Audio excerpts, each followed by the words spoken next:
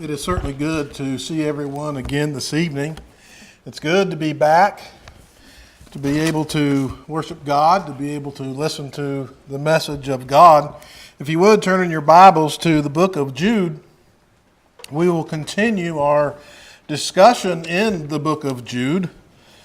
Last time, which would have been Sunday night, we ended there at verse 10, where he says in verse 8, likewise, also these filthy dreamers, they defile the flesh, despise dominion, and they speak evil of the dignities.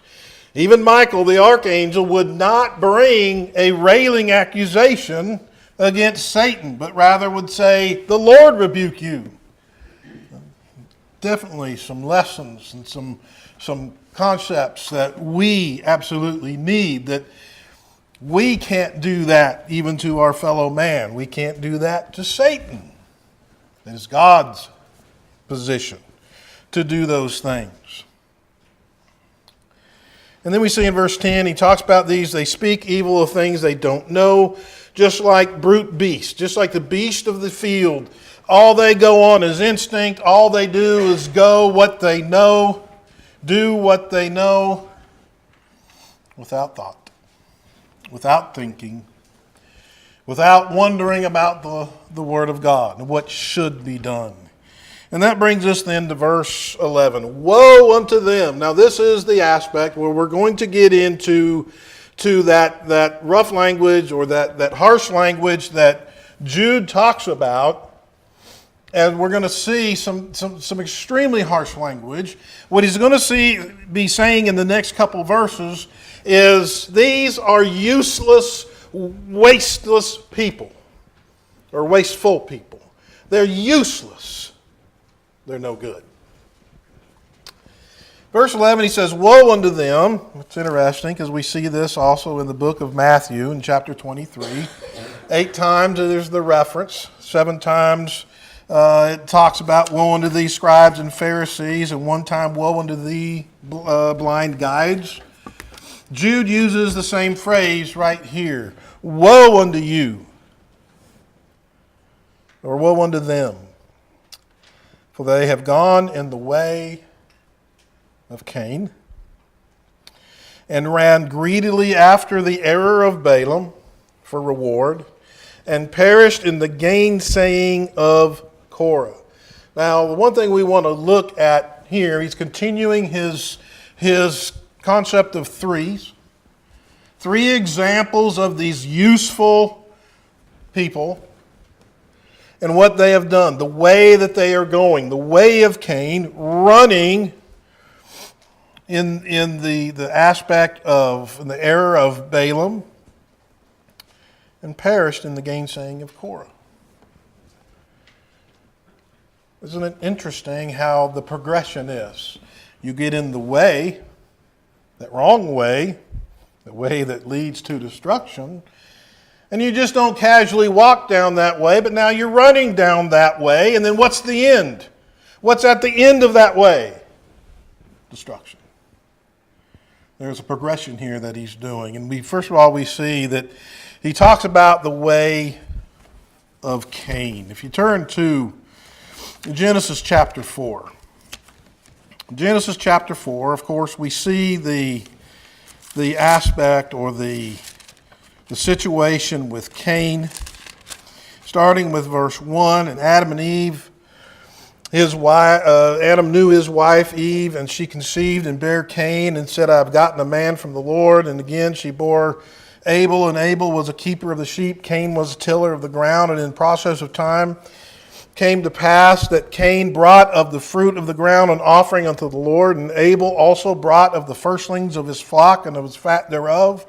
And the Lord had respect unto Abel, and not unto his offering, but unto Cain and his offering he had not respect. And Cain was wroth, he was angry, and his countenance fell. So we see the situation that both of them offered as a sacrifice to God. God had respect unto Abel's. He did not have respect unto Cain's. And I firmly believe that Cain has not sinned at this point. He did an offering. God didn't accept it. Cain, I don't accept it. What do I accept is this type of offering. Do that. We see that God goes to him in verse 6, and the Lord said unto Cain, why are you angry? And why is your countenance fallen? If you do well, will you not be accepted? And if you do not well, the sin lies at the door. And unto you shall be his desire, and thou shalt rule over him. Cain did not like the idea. He did not accept what God said to him. He did not accept that God liked Abel's sacrifice, and he did not like his. So then what's the next thing we see? We see that he goes to talk, verse 8, and Cain talked with his brother. And then it came to pass, there in verse 8, that when they were in the field, that Cain rose up against Abel his brother and slew him. It's interesting that Cain went and talked to him, but it was a later time that when they were in the field, Cain slew his brother. Now, I'm convinced, I really can't prove this, but I'm convinced that Cain thought if he took away that sacrifice that Abel was giving, what is God going to have to accept? His sacrifice. He would have to accept his. So he thought, well, if I just took away this offering that God has respect to, he'll have to respect me. And we see that's not the way it works. We see that God does not have to do anything. We see how even though Cain tried that, it didn't work. God still had respect to that type of offering, as we see even through the old law. He did not go and say, okay, well, now I have to accept. No, he did not.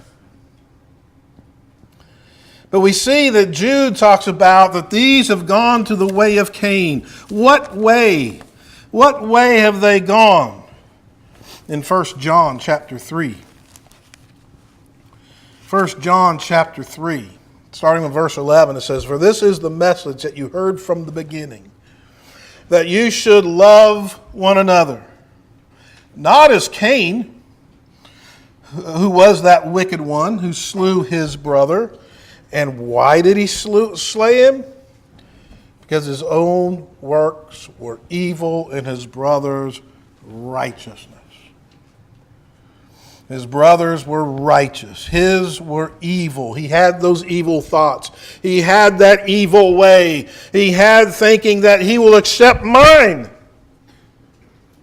I'm not doing his.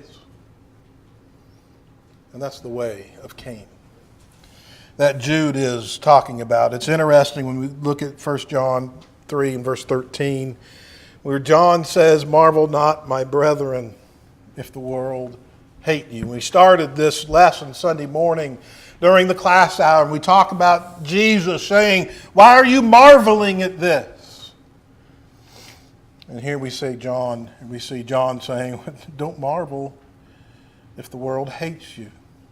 Because the world has gone the way of Cain. The world is doing that same very thing, has that same very thoughts. I don't care about his way. He will accept my way. I will make him accept my way. And as we know, it didn't work with Cain. It won't work with anybody else. We also see in verse 11, for they've gone the way of Cain, and they ran greedily after the error of Balaam. Now, we all know the story of Balaam. Balaam, who wanted to go and curse these people that were traveling, and Balak, the king, wanted Balaam to come and curse them, and Balaam said, okay, I'll take your money. Because of the greed, because of the money, he wanted to do it, and God told him, you're not going to do it. Don't even go with them. It's not going to work. And Balaam told the men, the representatives, I can't go with you, but stay here. Wait till in the morning. He woke up and God said, you're not going to go with them. Eventually Balak goes ahead and goes. Even God had said, you can go with them, but it's not going to work. You will not curse Israel. And he goes. And God got mad at him because he went. Because he took it to say, well, God said I could go, gave me permission when God said, you could go, and it's still not going to work. So he goes, and even on the way, there was the mule that talked. Balaam doesn't even the concept of a talking mule. You would think all of us would be like, what? Look at this. Balaam's having an argument with the mule. There's no concept, thought that this mule's talking. He gets to Balak, tries to curse Israel. What comes out? Blessings. Balak's, what are you doing? You're supposed to curse them. And he said, didn't I tell you? Whatever God said is that the only thing I can say. But it's interesting. Balaam didn't stop there. Balaam told Balak, you just wait and I'll show you how to curse Israel. I'll show you how you can beguile Israel. In Numbers 31 and verse 15, Moses said to them, these are the ones who went out and destroyed Balak's kingdom, but they brought some women. Verse 15, you saved all the women alive. Behold, these caused the children of Israel through the counsel of Balaam to commit trespass against the Lord in the matter of Peor. And there was plague among the congregation of Israel. The counsel of Balaam, he told Balak, this is what you do. You get your women to intermarry with theirs. You get your women to bring in these idol worships, these idols, and let them worship this, and their children of Israel will start doing that. And that's exactly what happened. Balaam was not a good character. I don't believe he ever was a good character. I don't really believe he was a prophet of God. It never really says that anywhere. God chose him to go and to bless Israel, even though he wanted to curse Israel because of greed. And then we have Revelation chapter 2. And in verse 14, but I have few things against you, because you have there them that hold the doctrine of Balaam, who taught Balak to cast a stumbling block before the children of Israel, to eat things sacrificed to idols, and to commit fornication. And what are these things that we see that Balaam told Balak to do? The things that are all tied into idol worship. He taught Balak, send your women to Israel. This is what's going to happen. And that's exactly what happened.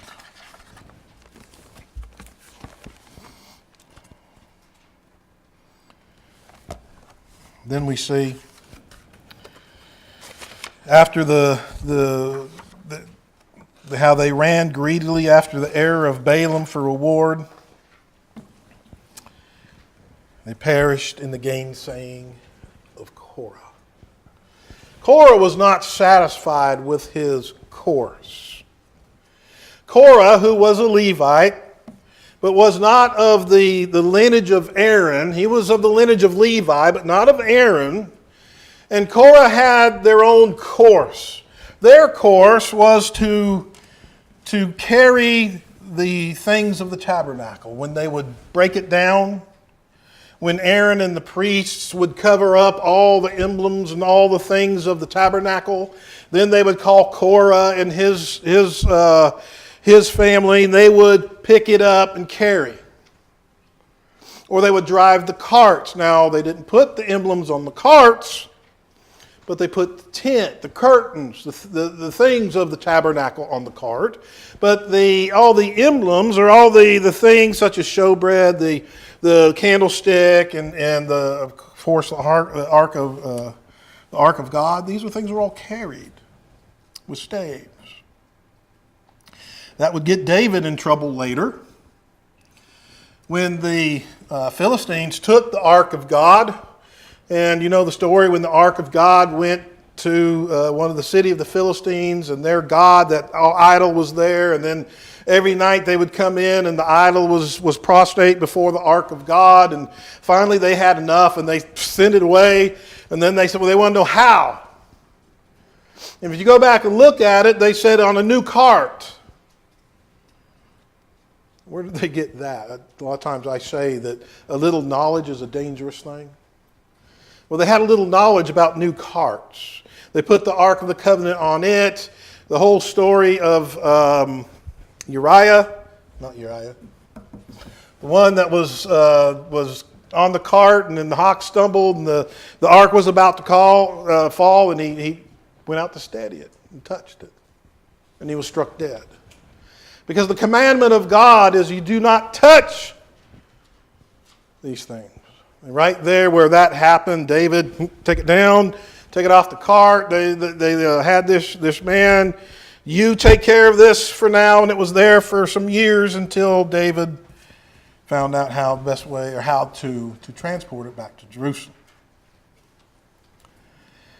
Well, Korah did not like the idea of being a teamster.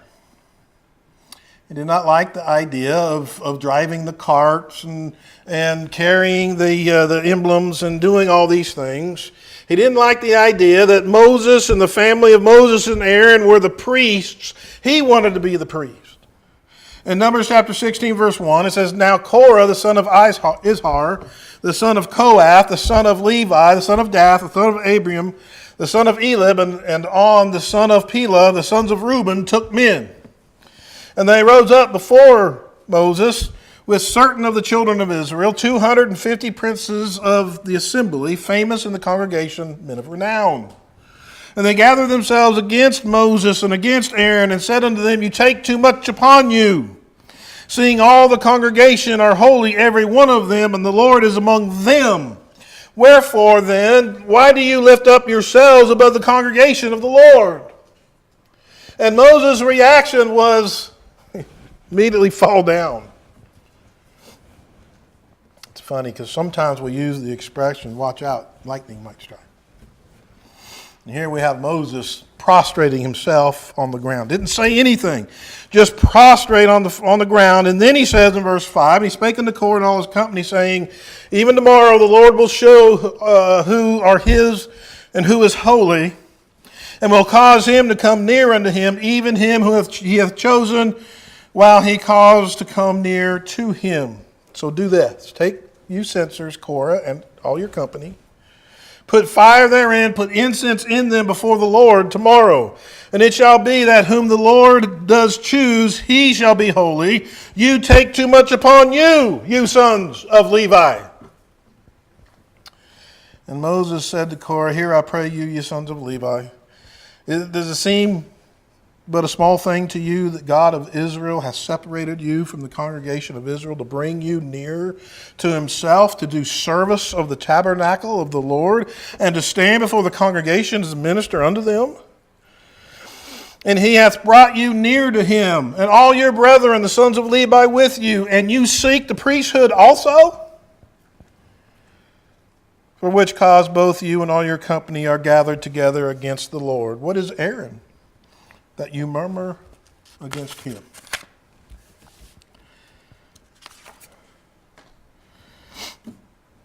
This is exactly what they wanted. Korah wanted the priesthood. And as we know the end of this story, as we know what happens, the next day they all come near, and Moses says, whoever of these men, and it was Korah and a couple other men and other people that supported them, Moses says, if these men die a natural death, God doesn't speak to me. I'm not a prophet of God. I'm not your leader. But if something happens this day, if the earth opens up and swallows them up, then I am the prophet of God. I am God's leader among you. And just as soon as he said that, we know what happened. The earth opened up and it swallowed up Korah and the 2 men that were with them and their families and their tents, everything they had, and it came back over. The other men that were supporting him, they took off and they ran. It's funny, a little bit later, they're going to have problems as well. But we see the end, the destruction, how Korah perished.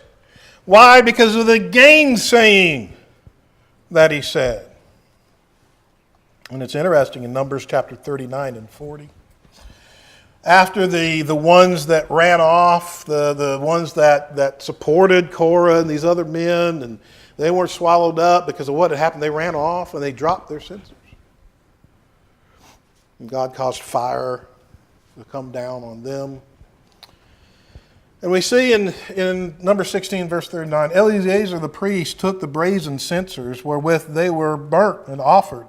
And they were burnt, had offered, and they were made broad plates for the covering of the altar, to a memorial unto the children of Israel, that no stranger, which is not of the seed of Aaron, come near to offer incense before the Lord, but be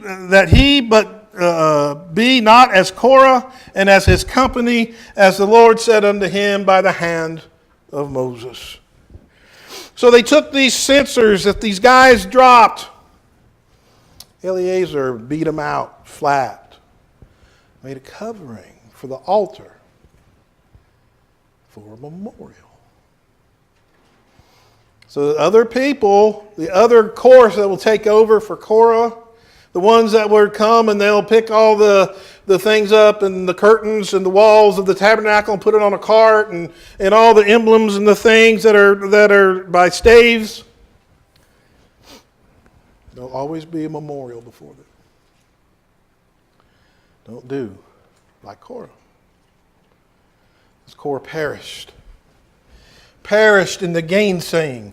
Perished in the want for glory. Perished in thinking, I want to be the head guy. Exactly what Balaam wanted. Exactly what Cain wanted.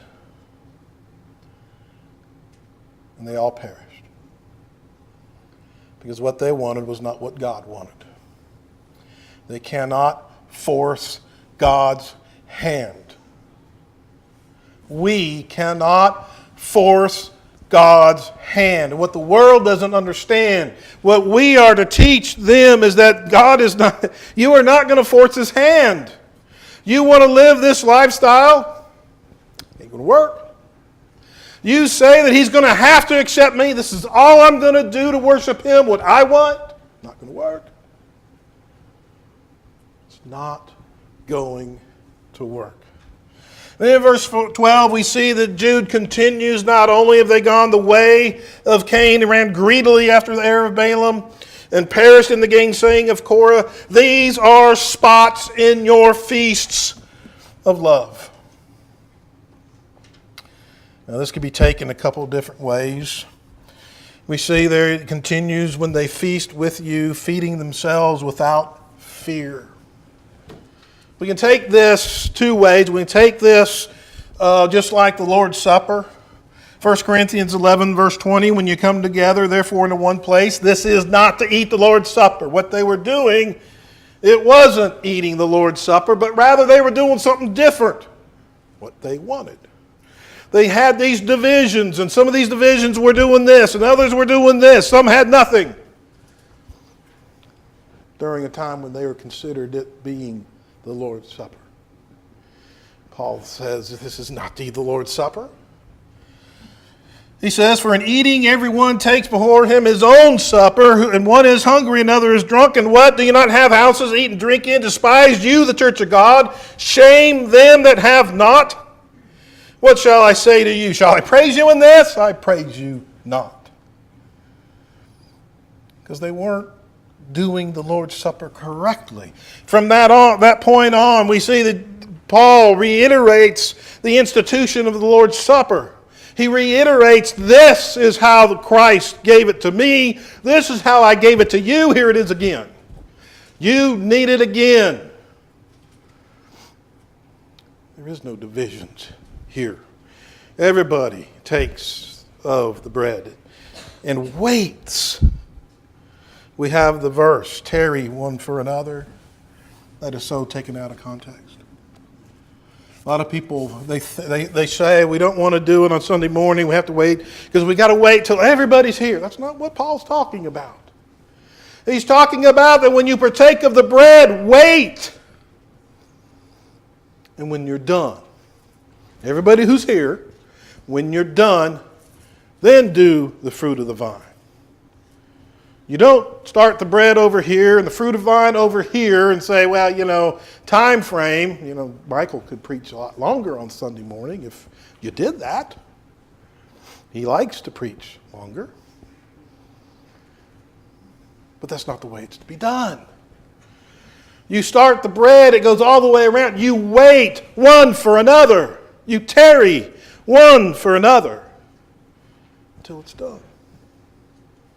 Then you start the fruit of the vine. And then you don't get up and start singing or humming, as I've seen in one place where someone got up and was humming a well-known Lord's Supper song while they're partaking of the Lord's Supper. Well, it kind of sounds like a good idea, doesn't it? It's not what God has said. It's not what He authorized. He said, wait, tarry. We also can take this as when we come together in a social atmosphere. We have these brethren who are not right, and we're doing these things, and they sit there, and whether they do, but they cause strife within the church. They cause strife among the brethren. What is it? 6 things that God hates? Yes, 7 are an abomination. What's the very last thing? He who causes discord among the brethren. And this is who Jude is talking about. And then we see he says these are clouds without water, carried about of winds. Trees whose fruit wither without fruit. Trees whose fruit withereth without fruit, twice dead, plucked up by the roots.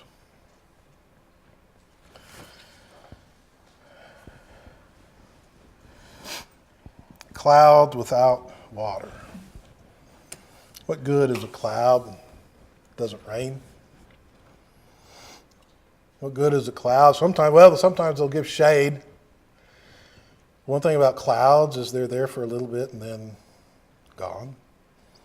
We're not talking overcast. We're talking about clouds that are in the sky and they're there a minute and then they move on. In fact, he says here, clouds without water carried about of winds. Well, what good are they? And then he talks about trees whose fruit withers without fruit, twice dead, plucked up by the roots.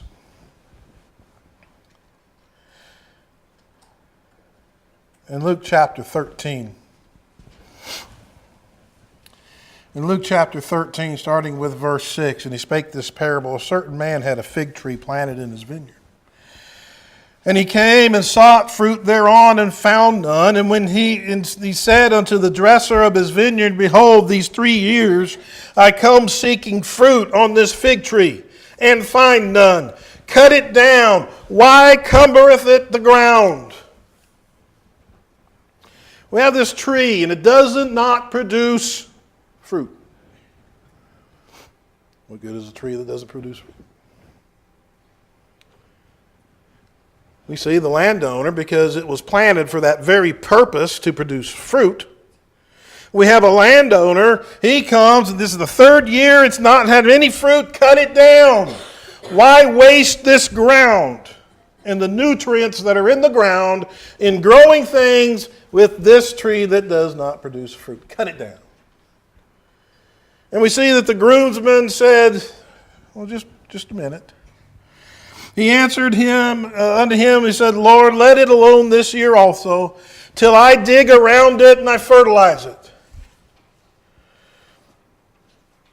And if it bear fruit, great. If not, then you shall have it cut down. We see where God is giving everybody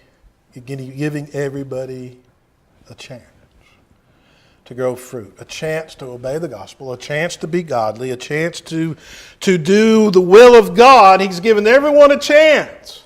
But if we don't bear fruit, we'll be cut down. And then he gave the gospel where, okay, here's the fertilizer. Dig around the trunk, dig around to the roots, and by the roots take this nourishment. You'll bear fruit. But if you don't, twice dead. In Matthew chapter 3 and verse 10, we have John the Baptist telling the Jews the Jews, and now also the axe is laid unto the root of the trees. Therefore every tree which brings not forth good fruits is hewn down and cast where? Into the fire. Twice dead. Twice dead.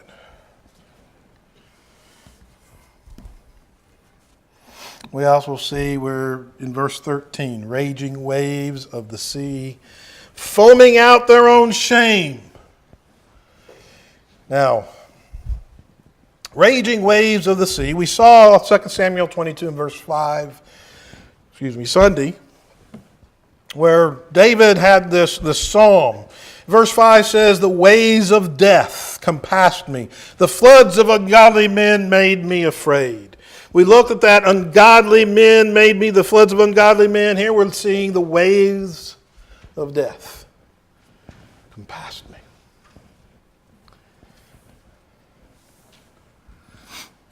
Raging waves of the sea. And then we see it says, foaming out their own shame. Has anyone ever done a study or looked up what the foam in the sea is? It ain't good. It's not good. In fact, Isaiah chapter 57 and verse 20 and 21, it says, but the wicked are like the troubled sea when it cannot rest, whose waters cast up mire and dirt. There is no peace, saith my God, to the wicked. The waters, what do they stir up? What do they stir up? Mire and dirt. And science tells us that's exactly what waves on the beach does. It's exactly what this foam, this sea foam is. In fact, I looked up the sea foam. I was curious about this verse. And this is what I found. The sea foam contains high concentrations of dissolved organic matter. Fish, jellyfish, everything in the sea, when it dies, it turns into organic matter. It's also, amongst that, is what is called the breaking down of algae bloom. And when polluted storm waters from land, when storm waters come into the ocean, where it meets the ocean waves meet the storm waters, and we have this foam.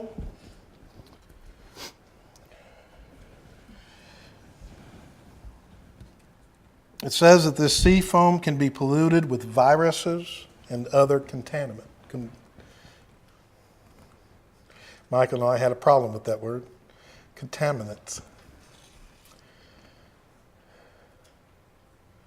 In fact, if there is some of this algae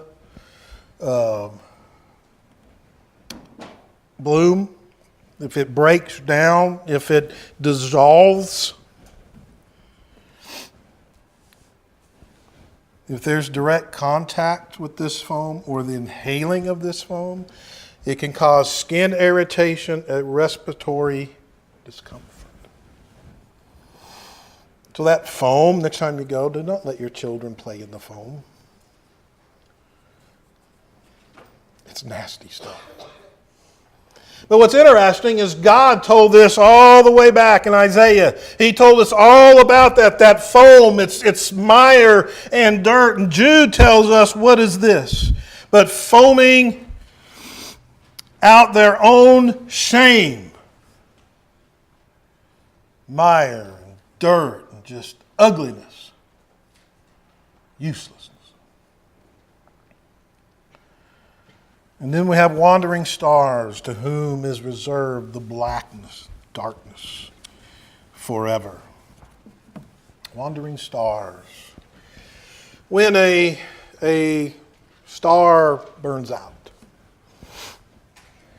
it all of a sudden does not stop its course. It doesn't stop and dissolve, but it keeps on going. Keeps on going in its course, going where it's supposed to go. Just that it's not shining light anymore. It's dead. And this is what Jude is talking about. A light that is gone, a light that's burned out.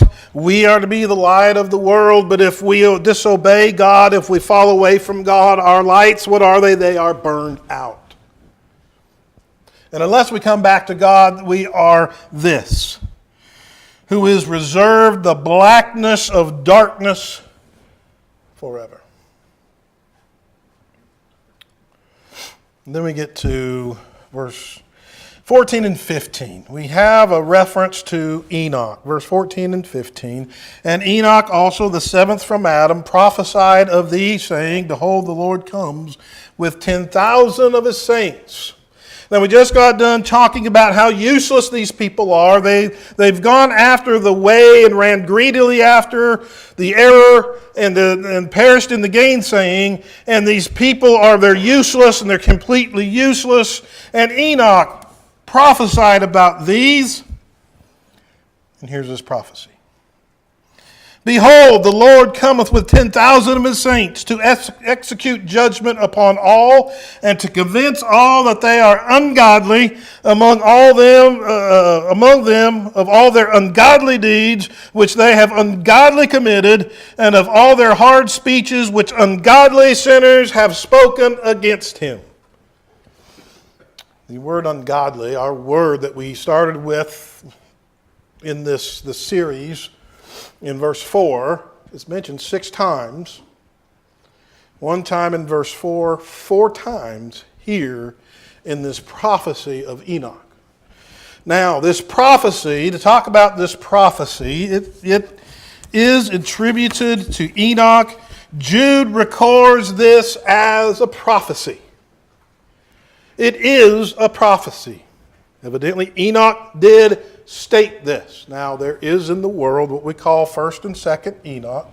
Books contributed to Enoch. We do not have them in our gospel. They do not pertain anything to life and godliness, so they're not needed. But if there is a passage that it's there that is needed, we have it right here. Jude talks about it. He talks about how the Lord comes with his 10,000s of his saints.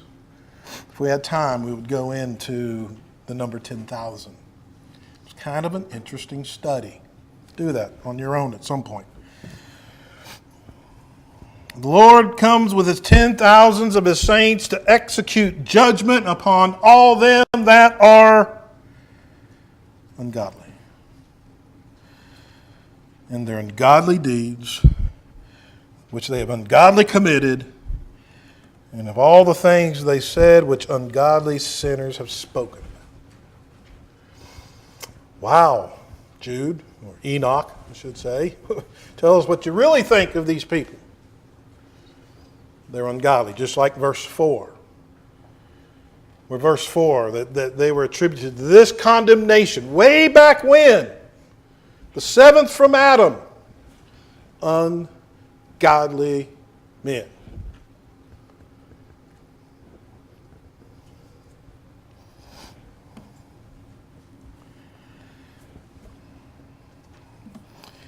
It's interesting, we have this verse. We actually, depending on the version of translation of 1st and 2nd Enoch, is this verse, this comment that Enoch makes. It's in one or the other translation.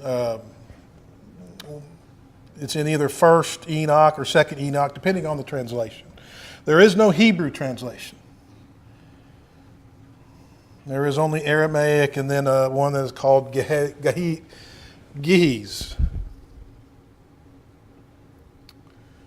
So then we come to verse 16. He talks about all these ungodly people. He talks about all these things that they've ungodly committed. All these things these ungodly sinners have spoken against God. He says in verse 16, these are murmurers. Now we've seen murmurers. We know murmurers. We can look in the Old Testament and we can see murmurers. Can we not? How many times do we have record of the Old Testament murmuring against God? How many times in the New Testament can we see murmuring? How many times have we heard in our own congregations murmuring? And yet we have here, he talks about these are murmurers, complainers, walking after their own lusts. Hebrews chapter 12 and verse 5, it says, and ye have forgotten the exhortation which speaks unto you as children, my sons. Despise not you the chastening of the Lord, don't faint when you are rebuked of him. For whom the Lord loves, he chastens and scourges every son whom he receives. If you endure chastening, God deals with you as with sons. For what son is he that the Father doesn't chasten? Who does that sound like? Cain, who did not endure the chastening of God. But if ye be without chastisement, whereof are all the partakers, then you are bastards and not sons. Furthermore, we have had fathers of our flesh which corrected us, and we gave them reverence. Shall we not much rather be in subjection unto the Father of spirits and live? For they verily for a few days chasten us after their own pleasure, but he for our profit, that we might be takers of his holiness. Now, no chastening for the present seems to be joyous, but grievous. Nevertheless, afterward it yields the peaceable fruit of righteousness unto them which are exercised thereby. We come back to fruit, don't we? And then we see in verse 16, they walk after their own, or they're complainers. There's murmurers and there's complainers in the book of Lamentations in chapter 3, verse 39. Wherefore does a living man complain? A man for the punishment of sins? The writer says, why do those who are suffering punishment for sin, why are you complaining? Isn't that righteous? Isn't that just? God punishes because we sinned? Verse 40, let us search and try our ways and turn again unto the Lord. Look at our ways. Have we gone the way of Cain? Are we running the greed of Balaam? Is destruction our end? Look at your way, the way you're going. What's the end? You can see it. You know it. You know what that end is. And then as we finish out verse 6, we have walking after their own lusts. James chapter 4 and verse 1. From whence come wars and fightings among you? Come they not hence, even the lust that war in your members? You lust and you have not. You kill and desire to have and cannot obtain. You fight and war, yet you have not because you ask not. You ask and receive not because you ask wrong or amiss, that you may consume it upon your lusts. Ye adulterers and adulteresses, know you not that the friendship of the world is enmity with God? Whosoever therefore will be a friend of the world is the enemy of God. Check your way. Check your way. Are you being guided by lusts of the things of what you want? Lust of the things, oh God, this is the way I'm going to worship you. You have to take it. No. No, he does not. And then we see having men's persons in admiration because of advantage. Their mouth speaketh great swelling words, having men's persons in admiration because of advantage. Those are the ones that in our feast, these are spots in our feast, these are the ones they sit down, they eat with us, they talk a good game, they act a good game, but their goal is not to encourage, it's not to build up, but rather it's, what can I get out of this? What can I get?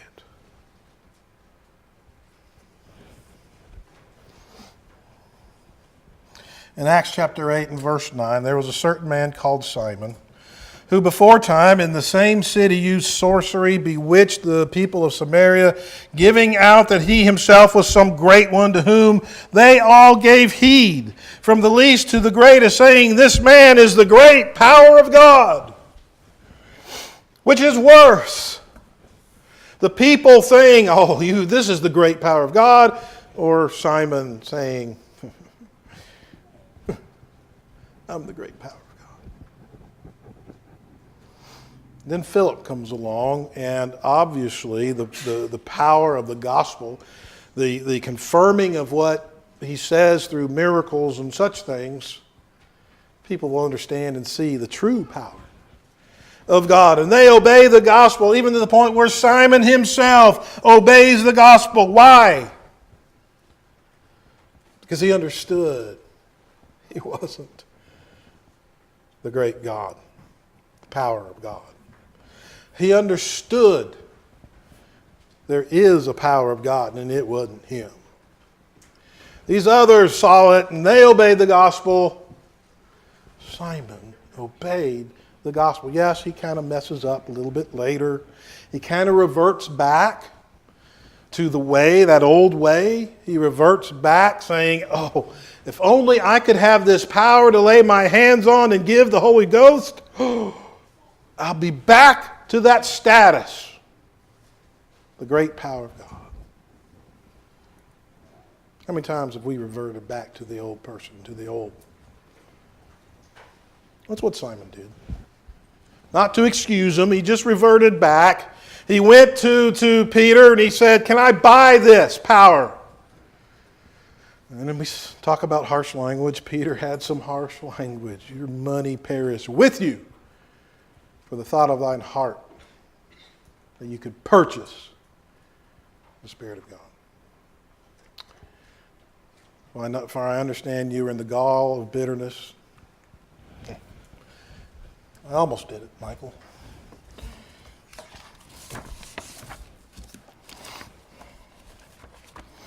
Acts chapter 8.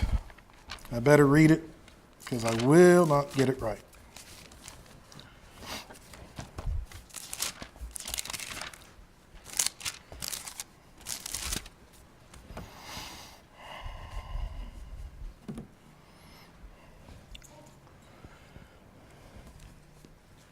Peter said to him in verse 20, that your money perish with you because you have thought that the gift of God may be purchased with money. You have neither part nor lot in this matter, for your heart is not right in the sight of God. Repent therefore of this your wickedness. Pray to God, and perhaps the thought of your heart will be forgiven you. For I perceive that you are in the gall of bitterness and in the bond of iniquity.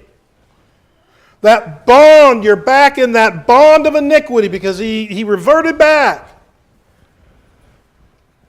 Peter says, pray to God. And now to Simon's credit, you pray for me. You pray for me so that none of these things come upon me. There might be some here this evening not obey the gospel. You can by being baptized for the remission of your sins.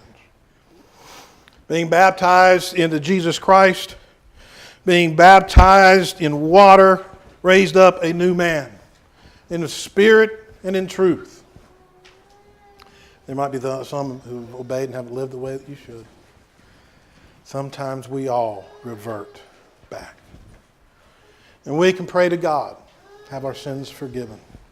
Or if it's a situation where we need the prayers of the congregation, just like Simon, ask for the brethren to pray for you. There's no greater aspect of prayer than having brethren pray for me. The invitation is extended. If you accept, please come forward as together we stand and sing this song.